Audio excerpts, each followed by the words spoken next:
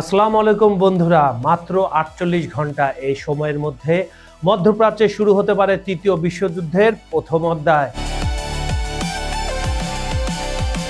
একটি ইউরোপীয় দেশের প্রেসিডেন্টের এই চাঞ্চল্যকর সতর্কবার্তা কি সত্যি হতে চলেছে? আমেরিকার যুদ্ধ জাহাজের বিশাল বহর ইরানের কাছে, ট্রাম্পের নতুন কৌশল, ইরানের পাল্টা হুমকি আর বিশ্ব রাজনীতির এক বিস্ফোরক মোড়, সবকিছু নিয়ে খবর সংযোগের আজকের টপ নিউজের বিশেষ আয়োজন। শেষ পর্যন্ত থাকুন, কারণ শেষে এমন তথ্য জানাবো যা আপনাকে চমকে দেবে।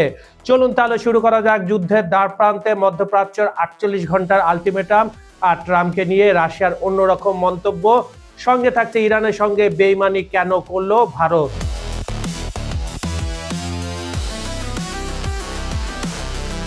সার্বিয়ার প্রেসিডেন্ট আলেকসান্দার ভুচিচ এক জাতীয় টিভি চ্যানেলে বসে যা বললেন তা শুনে পুরো বিশ্ব স্তব্ধ। তিনি বললেন তার ধারণা আগামী ৪৮ ঘন্টার মধ্যে ইরানে হামলা হতে পারে।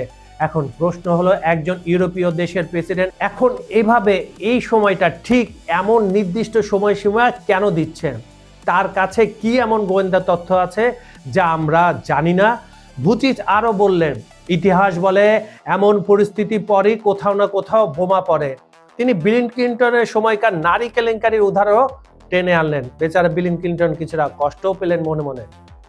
মানে কি, যখন কোনো নেতা ঘরোয়া সংকটে পড়েন তখন বৈদেশিক যুদ্ধ দিয়ে মনোযোগ ঘোরানোর চেষ্টা করেন।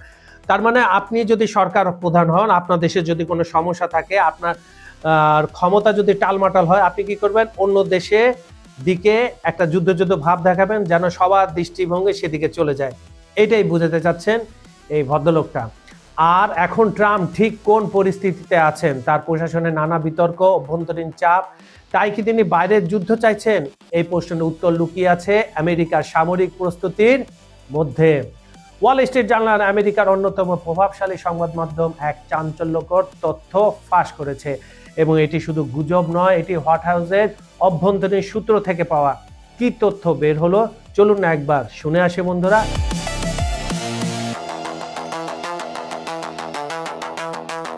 ওয়াল স্ট্রিট জার্নালের প্রতিবেদনে বলা হয়েছে, ট্রাম্প তার সামরিক উপদেষ্টাদের স্পষ্ট জানিয়ে দিয়েছেন, আমি তার মুখের ভাষায় বলছি, আমি দীর্ঘ যুদ্ধ চাই না, আমি চাই দ্রুত কঠোর আঘাত। এর মানে কি? এখানে দুটি পরিকল্পনা করা হচ্ছে। পরিকল্পনা নাম্বার 1, বিপুল পরিমাণ বোমা বর্ষণ, যেটি এতটাই শক্তিশালী হবে যে ইরানি সরকারের পতন ঘটে যেতে পারে। মনে রাখবেন, সরকারের পতন এটা কোনো ছোট কথা নয়, এর মানে রেজিম চেঞ্জ। পরিকল্পনা নাম্বার 2, প্রথমে প্রতীকী হামলা, কিছু সরকারি স্থাপনায় সীমিত আঘাত, তারপর ইরানকে বলা হবে আমাদের শর্ত মানো, নইলে পরের হামলা আরো ভয়াবহ হবে। এটা হলো চাপ সৃষ্টির কৌশল, কিন্তু আসল চমক হলো মধ্যপ্রাচ্যের এখন আমেরিকার বিশাল যুদ্ধ জাহাজের বহর মোতায়েন রয়েছে। এয়ারক্রাফট ক্যারিয়ার, ডেস্ট্রয়ার, সাবমেরিন সবকিছুই প্রস্তুত, শুধু ট্রাম্পের সবুজ সংকেতের অপেক্ষা। গত ২৬শে জানুয়ারি ট্রাম্প নিজেই বলেছিলেন সময় দ্রুত ফুরিয়ে আসছে। এই সময় ফুরিয়ে আসছে কথাটা খুবই গুরুত্বপূর্ণ। এটা একটা ডেডলাইন, একটা আলটিমেটাম।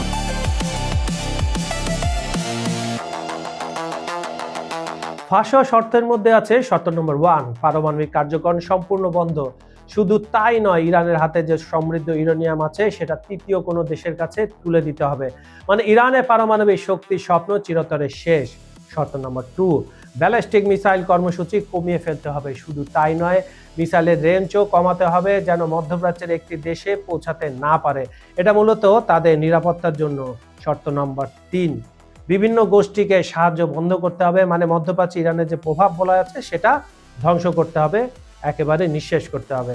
এখন প্রশ্ন, ইরানকে এসব শর্ত মানবে কিনা? আপনাদের কি মনে হয়? কমেন্টে জানান বন্ধুরা। মধ্যপ্রাচ্যের একটি দেশের বিশেষজ্ঞরা বলছেন ইরান হয়তো পারমাণবিক কার্যক্রম নিয়ে কিছুটা ছাড় দিতে পারে, এটা আমারও মনে হচ্ছে, কিন্তু ব্যালিস্টিক মিসাইল সেখানে কোনো আপোষ নেই। কারণ ইরান জানে মিসাইল তাদের আসল শক্তি, আসল প্রতিরক্ষা, আর এখানে সংঘাত অনিবার্য।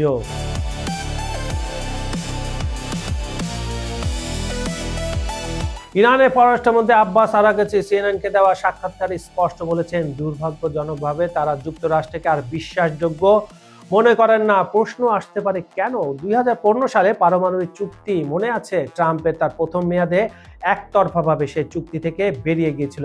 ইরান বলছে তারা সব শর্ত মেনেছিলেন, কিন্তু আমেরিকা বিশ্বাসঘাতকতা করেছে গত বছর 13ই জুন। এটা খুব গুরুত্বপূর্ণ তারিখ। মধ্যপ্রাচ্যের একটি দেশ হঠাৎ ইরানে হামলা চালায়, 12 থেকে 13, যেটা আমি বলছি। তারপর আমেরিকা যোগ দেয়, 4টি পারমাণবিক স্থাপনায় বোমা ফেলা হয়। ইরান বলছে তখনও তো তারা আলোচনা করছিলেন, তাহলে কেন হামলা হলো? এখন আরাগাচি বলছেন ইরান যুদ্ধ চায় না, তবে যদি হামলা হয় তাদের জবাব হবে গত বছরের 12 দিনের যুদ্ধের চেয়েও কঠোর ও শক্তিশালী। এখানে একটা ভয়াবহ হুমকি লুকিয়ে আছে।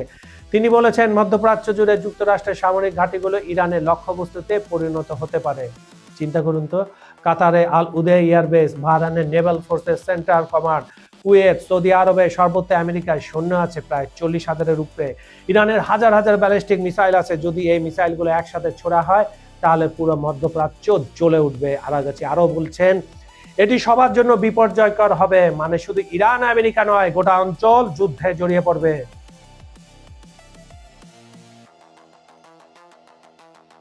চলুন দেখে আসি কারা জড়িয়ে পড়তে পারে। মধ্যপ্রাচ্যের একটি দেশ, ইরানের প্রধান শত্রু। তারা তো চায় ইরানের পারমাণবিক সক্ষমতা ধ্বংস হোক, তারা পুরোপুরি সমর্থন করবে। সৌদি আরব ও তারা গোপনে খুশি হবে ইরান দুর্বল হওয়ায়, কিন্তু প্রকাশ্যে কিছু বলবে না। তবে তাদের আকাশ সীমা শেষ পর্যন্ত ব্যবহার করতে দিতে পারে কাকে? আমেরিকাকে। এখন তো বলছে দিবে না, কিন্তু শেষ মুহূর্তে দিলেও দিতে পারে। রাশিয়া ও চীন, তারা ইরানের পক্ষে। রাশিয়া ইরানকে অস্ত্র দিয়েছে, চীন তেল কিনে ইরানের অর্থনীতি বাঁচিয়ে রেখেছে। তারা কিভাবে প্রতিক্রিয়া দেখাবে সেটাই পাওয়ারফুল প্রশ্ন। আর এদিকে ট্রাম্প ইরানের বিরুদ্ধে যে ধরনের সিদ্ধান্ত নিচ্ছেন সেটাতে চটে গেছেন কে? Vladimir Putin. তিনি বারবার বোঝাতে চাইছেন ট্রাম্পকে যে তুমি ধমকি দাও, কিন্তু কোনো ধরনের হামলা করতে যেও না, তাহলে তুমি নিঃশেষ হয়ে যাবে, কারণ তোমার সৈন্য পুরো মধ্যপ্রাচ্যে ছড়িয়ে আছে। তুরস্ক, কাতার, ওমান তারা মধ্যস্থতার চেষ্টা করছে। মধ্যপ্রাচ্যের একটি দেশের সংবাদ মাধ্যম বলছে এই দেশগুলো দুই পক্ষের মধ্যে বার্তা আদান প্রদান করাচ্ছে। এবং সবচেয়ে গুরুত্বপূর্ণ, তেলের দাম, হরমুজ প্রণালী দিয়ে তেল পরিবহন হয়, যুদ্ধ শুরু হলে এই পথ বন্ধ হয়ে যাবে, তেলের দাম আকাশ ছোঁয়া হবে, পুরো বিশ্ব অর্থনীতি ধসে পড়তে বাধ্য হবে। এখন একটা অবাক করার তথ্য দিই, চলেন ঘুরে আসি রাশিয়া থেকে। ঠিক এই মুহূর্তে যখন ইরান নিয়ে উত্তেজনা তুঙ্গে, তখন আবুধাবিতে ইউক্রেন যুদ্ধ নিয়ে শান্তি আলোচনা বিদ্যমান রয়েছে। এই সপ্তাহে 4 অথবা 5 ফেব্রুয়ারি ত্রিপক্ষীয় বৈঠক হবে আমেরিকা, রাশিয়া, ইউক্রেনের মধ্যে। ট্রাম্প বলছেন তিনি শান্তি প্রতিষ্ঠাকারী প্রেসিডেন্ট হতে চান, ইউক্রেনে শান্তি আনতে চান। কিন্তু এই সময় ইরান যুদ্ধের প্রস্তুতি। রাশিয়ার মেদভেদেভ, মেদভেদেভ সাহেব ট্রাম্পের প্রশংসা করলে সতর্ক করে বলেছেন, আমি মেদভেদেবের মুখের ভাষায় বলছি যাতে আপনারা বুঝতে সহজ হয়, আমরা আপনার পারমাণবিক সাবমেরিন এখনো দেখিনি। মানে রাশিয়া বিশ্বাস করছে না পুরোপুরি।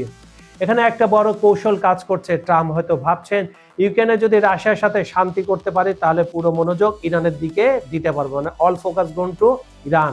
অথবা উল্টো, ইরান যদি দ্রুত জয়ী হতে পারি তাহলে রাশিয়াকে বোঝাতে পারবো আমাদের শক্তির কথা, মানে ট্রাম্পের শক্তি, আমেরিকার শক্তির কথা।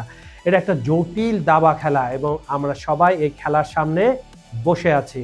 এই উত্তেজনার মধ্যে একটা মজার ঘটনা ঘটেছে। ভারত তার আসল রূপ দেখিয়েছে ইরানকে। মানে কি করলো মোদি? চলুন তো শুনে আসি। ভারত তাদের 2026 সালের বাজেটে ইরানের চাবাহার বন্দরের জন্য কোনো টাকা বরাদ্দ করেনি। এটা খুবই তাৎপর্যপূর্ণ। কেন জানেন? চাবাহার বন্দর ভারতের জন্য অত্যন্ত গুরুত্বপূর্ণ।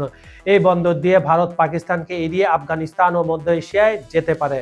ভারত গত কয়েক বছর ধরে এই বন্দরে বিনিয়োগ করে আসছিল, কিন্তু হঠাৎ টাকা বন্ধ হয়ে গেল কেন?